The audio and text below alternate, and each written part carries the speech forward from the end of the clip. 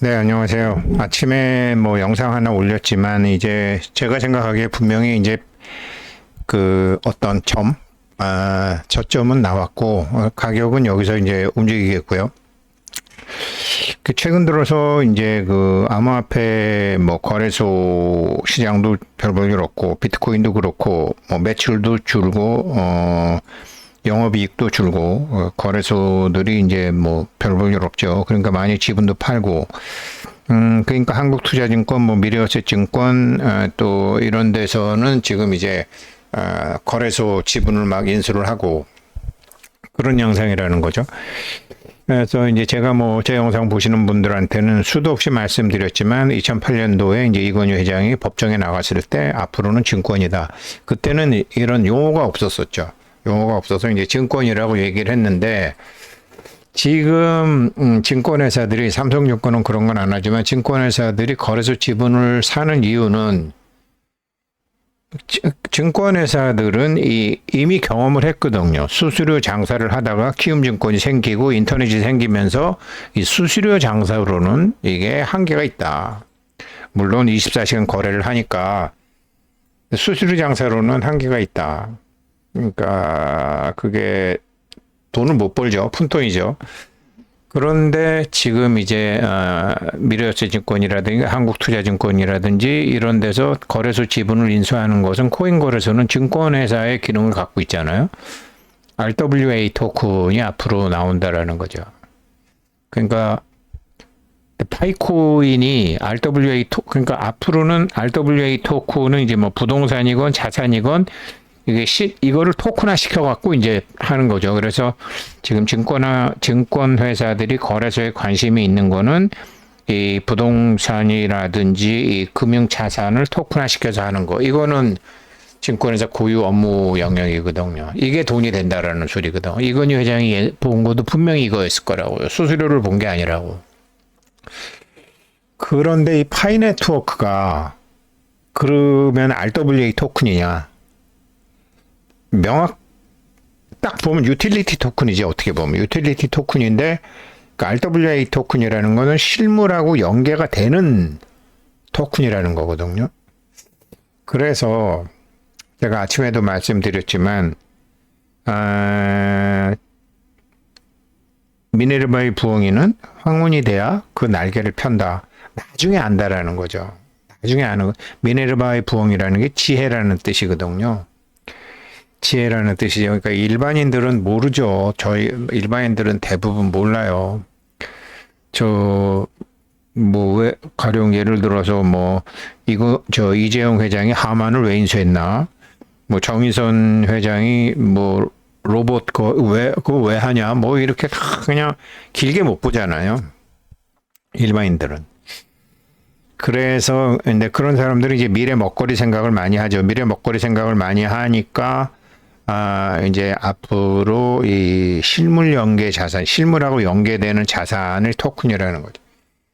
그래서 이 파이코인은 분명히 바닥은 찍었는데 이게 제가 생각하기에도 이게 10불, 100불 이상으로 쭉 갈 것 같은데 그러면은 지금 증권회사들이 거래소를 인수하는 거는 RWA 토큰이나 스테이블 코인 가지고 지금 뭘 하겠다라는 건데 파이코인은 어떤가? 이거를 이제 한번 분석을 해본 거예요. 아직은 제가 미네르바의 부엉이는 아니지만 이 제가 보기엔 바닥 찍었으니까 이제는 이렇게 이제 이게 왔다 갔다 하겠지만 이런 거를 좀 아셔야 될 것 같아서 보게 되면 그럼 RWA 토큰이 뭐냐? 기존 암호화폐 시장의 이 실물연계 자산 토큰하고 파이코인이 가진 독특한 접근 방식을 한번 비교를 해보자 말이죠. 그 전통적 RWA 토큰하고 파이코인 RWA라 하면 전통적 RWA 토큰이라는 건 자산 담보죠. 부동산이건 국채건 금이건 미술품이건 골동품이건 이런 전통적 금융 자산을 블록체인 상에서 토큰화해서 유동성을 공급하는 방식이죠. 이게 2008년도에 이건희 회장 머릿속에 있던 것이라고 생각합니다. 2005년도에 1995년도에 삼성 자동차 한다고 그럴 때 그때도 막 얘기한 거 보면 사실 테슬라보다 앞섰거든요. 제대로 본 거죠. 그래서 이거 RWA 자산이 이게 크거든요. 지금 우리나라 정부에서도 이 암호화폐 가상자산에 대한 법이 지금 거진 준비됐잖아요. 거진 준비되니까 이제 금융기관들 준비를 하는 거죠.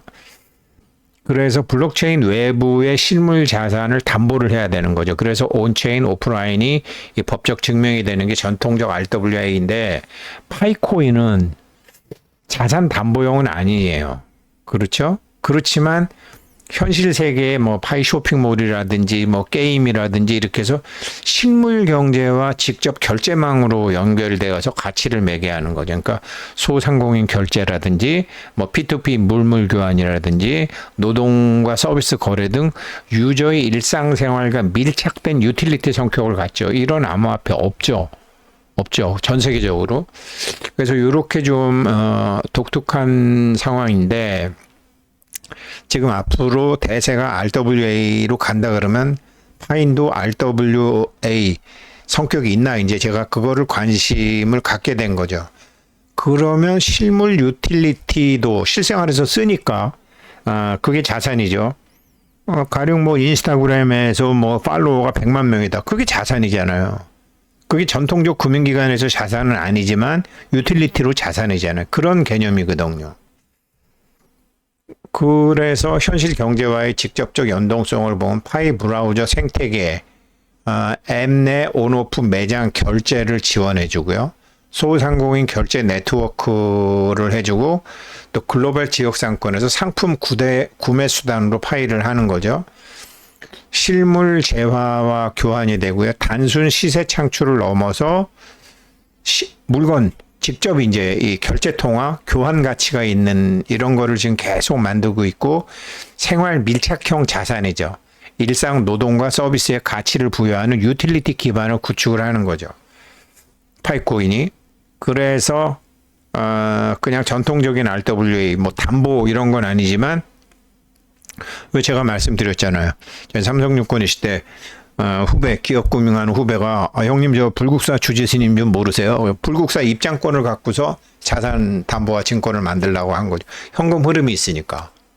파이도 이런 현금 흐름이 이제 막강하게 있을 거라는 말이죠. 그러면 RWA 토큰이 되는 것이고 증권회사들이 밀려 들어올 확률이 많거든요. 올라가는 분명히 이게 이제 바닥을 치고서 뭐 5불, 10불 이렇게 쭉 갈 거는 같은데 뭐로 갈까? 꼭 앱으로만 갈까? 섹시한 앱이 있어야만 될까? 아닐 수 있지 않을까? 이렇게 이제 제가 생각을 해본 거죠. 그래서 그게 있고, 그럼 파이코인의 이제 기술과 경제력을 봐야죠.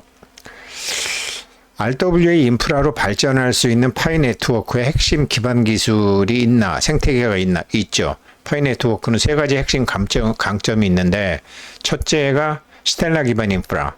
스텔라 합의 프로토콜 기반으로 빠르게 자산을 이체하고 매우 저렴한 수수료로 실물 자산 토큰화에 적합하죠. 압도적인 커뮤니티가 있죠. 전 세계 수천만 명 검증된 실사용자를 보유하고 있고 RWA 거래를 소비할 수 있는 강력한 대중성을 갖추는 거죠. 가령 예를 들어서 이제 증권회사 같은 데 있어도 그 엔드 인베스터라고 하는데 엔드 유저, 엔드 인베스터 마찬가지인데 저기 지금도 그 양반이 하나 모르겠네. 저 메리츠 증권의 최임원 사장 같은 사람이 처음에 삼성증권 스카우트에서 올 때 그때는 IMF 이후에 증권회사가 막 뭐 망하기도 하고 뭐 동서도 망하고 쌍용도 망하고 뭐 망한 게 많아가지고 사람들이 삼성으로 많이 몰려들었다고요. 그 최종 투자자들을 현장에서 만날 수 있는 거죠. 그러니까 이제 최임문 사장 같이 금융상품 만드는 사람이 온 거고 막 시티은행에서도 오고 그때 뭐 좀 똘똘하다는 사람들 많이 왔어요. 그런 엔드 인베스터들을 압도적으로 갖고 있는 게 팔코인이기 때문에 금융기관들이 관심을 가질 수밖에 없다라는 거죠. 엔드 인베스터들이 굉장히 많은 거죠. 자기네들이 뭐 해도 파이에다가 해서 파는 거죠. 그리고 실물경제 생태계 D앱, 생태계 참여자들이 직접 앱을 개발하고 실물 유틸리티를 늘려갈 수 있는 해커톤 이런 걸 계속 하는 거죠. 여기 생태계에 들어오게 되면 단순 그 최종 구매자뿐만 아니라 여기서도 또 이제 뭐 능력 있는 사람들 이제 뭐 꼭 능력이 없더라도 요즘 뭐 만들 수 있는 게 쉬워졌으니까요. 이런 아주 매력이 있기 때문에 금융기관의 이 법이 바뀌고 지금 다른 거래소들은 막 매물 내놓고 중소거래소들은 뭐 거짓 망하고 심지어 뭐 업비트 같은 데서도 없으니까 뭐 비트코인 팔고 이더리움 팔고 막 이러면서 지금 굴러가는 거죠. 다시 한번 이 암호화폐 시장에서 거래가 수수료 장사니까 구전 수입으로 먹고 사는 구조밖에 안 되니까. 그렇지만 그게 올 수도 있고 안 올 수도 있죠. 그렇지만 이때 증권회사들은 지분 사러 들어간다라는 거죠. OKX도 한국의 어떤 거래소 지분을 샀다고 하던데 이제 그 부의 부채, 장부에 없는 부채 같은 것들이 많죠. 그런 것 때문에 시간은 좀 걸릴 거예요. 그래서 먼저 보면 스텔라 기반 인프라의 우수성, 글로벌 결제 및 자산 연동에 최적화되어 있다. 본래 국경 없는 결제와 실물자산 토큰화를 위해서 이제 스텔라 프로토콜이 만들었죠. 그리고 초고속 결제가 되고 수수료 싸죠. 소액 결제도 많죠. 그리고 이게 이제 확장성이 있죠. 향후 실물자산, 부동산, P2P 대출 같은 거를 할 때 굉장히 적합한 거죠. 뭐 쉽게 생각하면 그 다단계 사람들도 마찬가지잖아. 위에 몇 사람이 그냥 밑으로 가가지고 그게 자기네들끼리의 그 이제 먹이사슬과 이제 최종 소비자들을 만드는 거죠. 이게 이제 품질로서 잘 하면 이제 아메이처럼 성공하는 거고. 그렇죠. 그리고 엔드 인베스터들을 갖고 있는 거죠. 엔드 유저들을 갖고 있는 거죠. 이런 거를 파이는 갖고 있다라는 거죠.